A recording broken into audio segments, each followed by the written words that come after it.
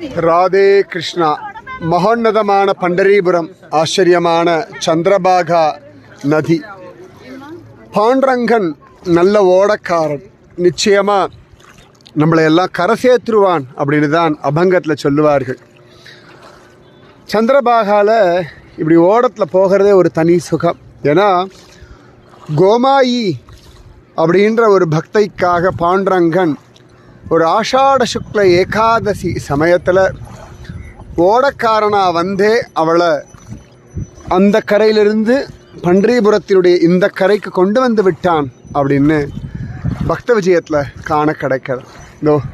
அதுதான் புண்டலீகனுடைய சந்நிதி.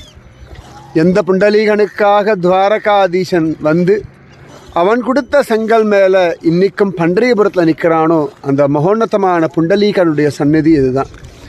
சந்திரபாகா நம்முடைய சகோதரி அப்படின்னு தான்